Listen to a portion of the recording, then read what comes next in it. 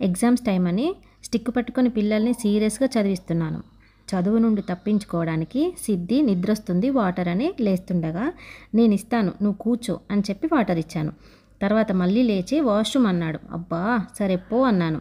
ఇంతలో weighing machine కనిపించేసరికి wait ఒకసారి check చేసుకుందామని దానిపైన నిల్చున్నాను.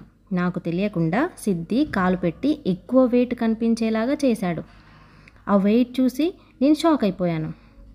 అప్పుడు సిద్ధి వచ్చి, మమ్మీ నువ్వు వెయిట్ పెరిగిపోయావు, వర్కౌట్ చేయాలి పద అని నాతో వర్కౌట్ చేయిస్తుండగా అమ్ము సిద్ధికి స్టిక్ కూడా తెచ్చిచ్చింది.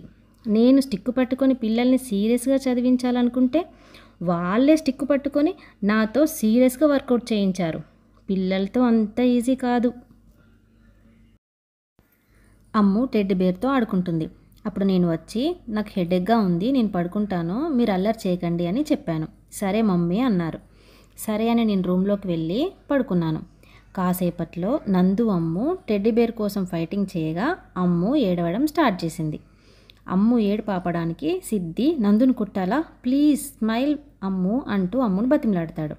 అయినా అమ్ము ఏడు పాపకపోవడంతో సిద్ధికి ఒక ఐడియా వచ్చి నందుని రూమ్లోకి తీసుకెళ్ళి సిద్ధి హనుమాన్ లాగా రెడీ అయి వచ్చి చెల్లిని నవ్వించడానికి ట్రై చేస్తుండగా నందు ఏమో అమ్ము డ్రెస్ వేసుకొని అమ్ములాగా జుట్టు వేసుకొని వచ్చి సర్ప్రైజ్ చేస్తాడు.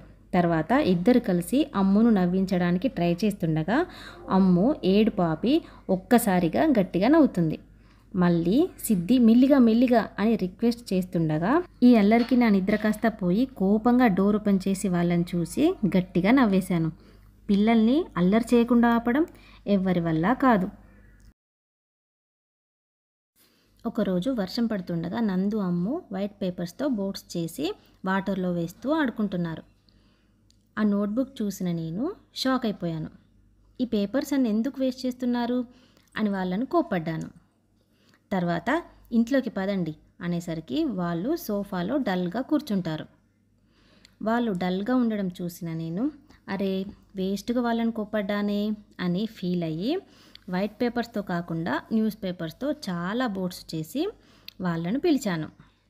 నేనే బోర్డ్స్ చేసి వాళ్ళని పిలిచేసరికి వాళ్ళ సంతోషానికి అవధులు లేవు ఇంకా.